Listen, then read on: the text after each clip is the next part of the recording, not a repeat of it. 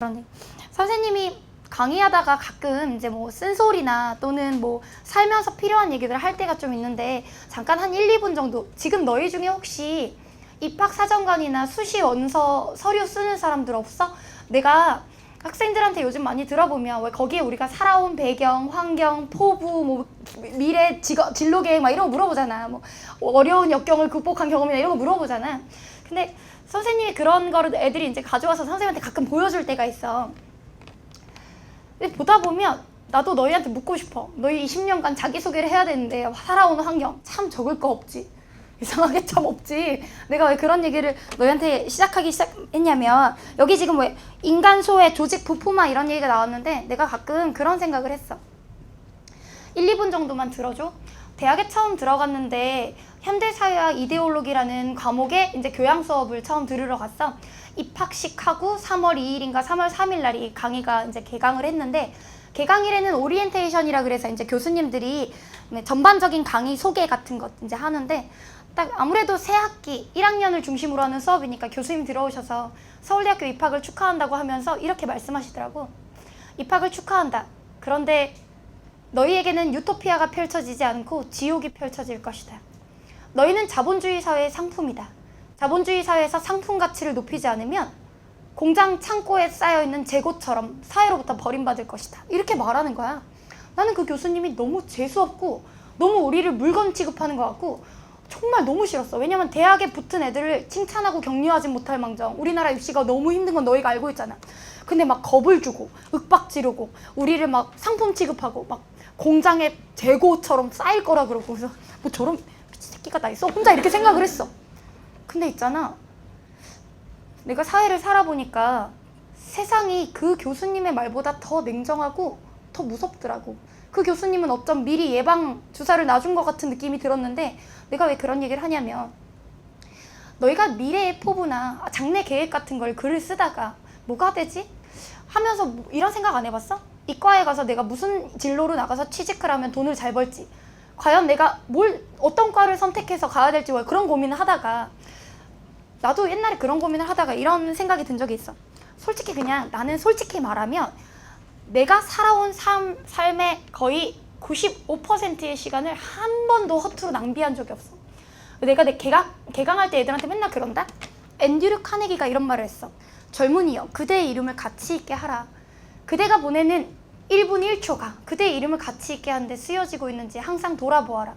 나는 항상 그 말을 마음속에 새기면서 뭐라고 생각했냐면 이렇게 생각했어.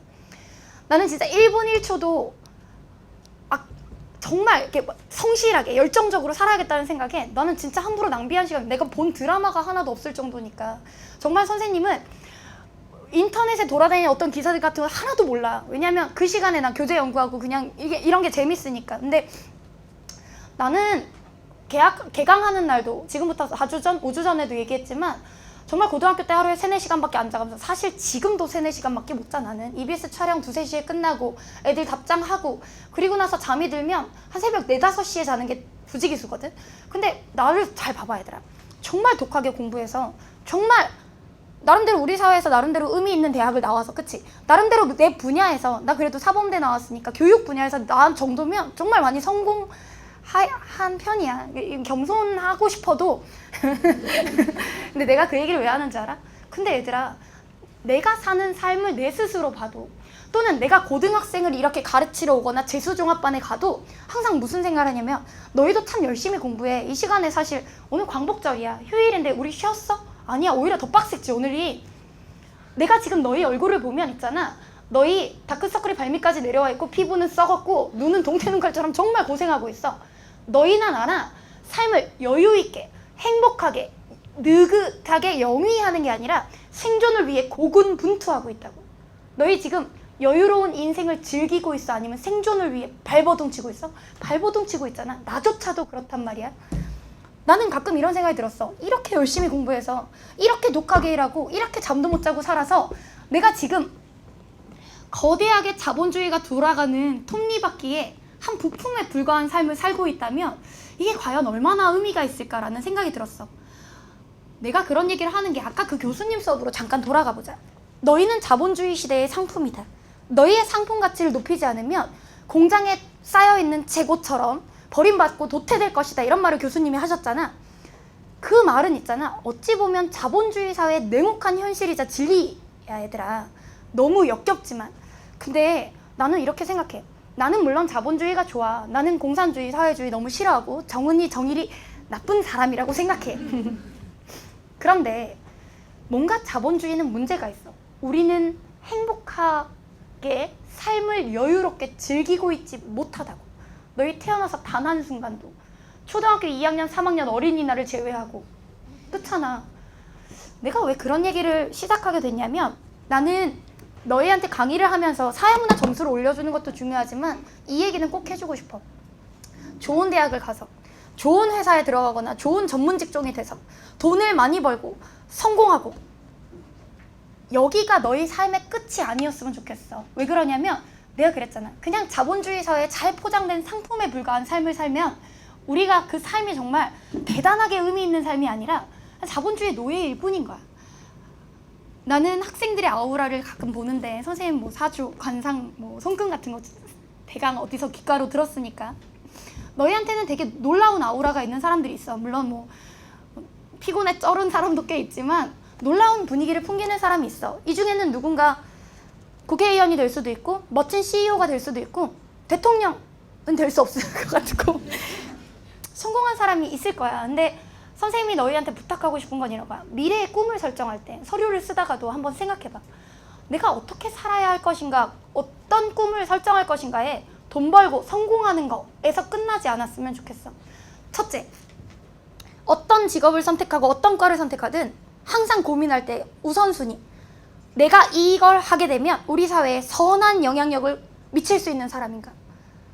내가 나만의 성공과 이기주의적 돈벌이가 아니라 긍정적인 선의 영향력을 미칠 수 있는 직업과 전공을 골랐으면 좋겠고. 둘째, 나는 너희가 자본주의의 그냥 아주 거대한 톱니바퀴의 일부로 살아가지 않고 자본주의에 대한 어떤 힐링, 해법을 제시하는 멋진 사람이 됐으면 좋겠어. 이게 무슨 말이냐면, 우리는 생존을 위해 90평생, 100평생을 고군분투하다가 사는 데서 끝나는 게 아니라 뭔가 더 좋은 사회를 지향하는, 물론 이 중에는 100% 학자가 될 사람은 많지 않을 것 같지만 누군가는, 사실 마르크스라는 사람도 자본주의가 뭔가 맹점이 있다고 생각하고 해법을 제시하려다가 실패한 사람이잖아. 마르크스와는 또 다른 자본주의의 대책이나 해법을 누군가 만들었으면 좋겠어. 내 꿈이 있어. 나는 선생님은 소개팅을 나가거나 미팅을 나갔을 때, 요즘은 이제 미팅 안 나가지 나이 들어서, 소개를 받으러 나가면 남자들한테 물어봐. 근데 뭐 선생님 보통 만나는 나이대의 사람들은 자기 분야에서 직업을 가지고 있거나 어떤 회사에서 뭐 이렇게 직위를 달고 있는 사람들이잖아. 내가 그 사람들한테 이렇게 물어본다.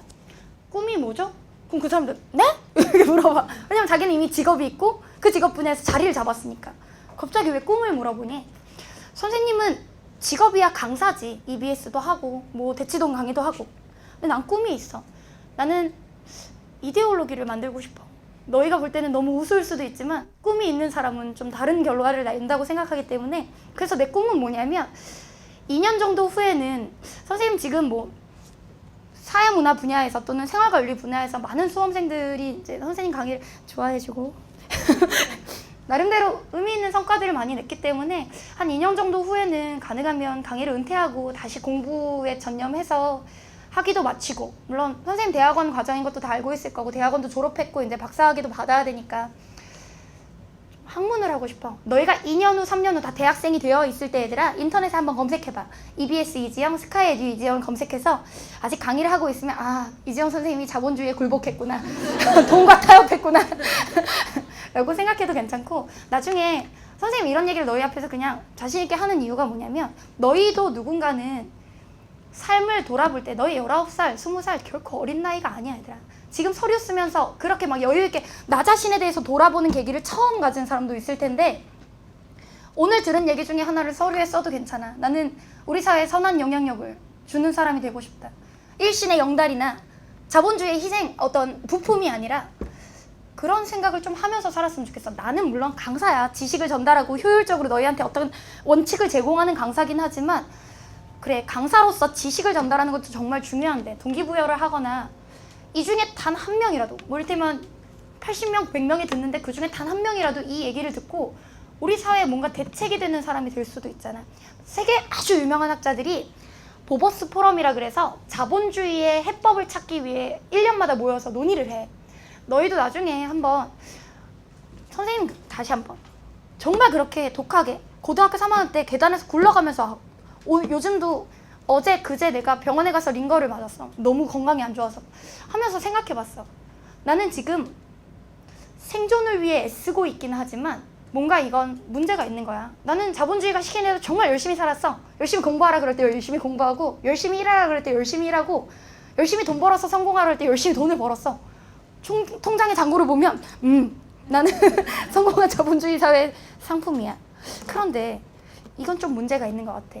오늘 내가 조금 진지를 떨어서 미안하긴 한데 한 번은 너희가 이제 수능 끝나고 여유 있게 한번 생각해봐. 나는 이 사회에 어떤 영향력을 미칠 사람이 될 것인지. 2, 3분 정도 한 얘기가 너희한테 의미 있는 사람이 있을 거야. 자, 거기 동그라미 13번. 갑자기 이 문장을 보니까 그런 생각이 들었어. 우리는 그냥 자본주의의 부품으로서 지금 살고 있어. 언젠간 극복해야 되지 않을까 싶어.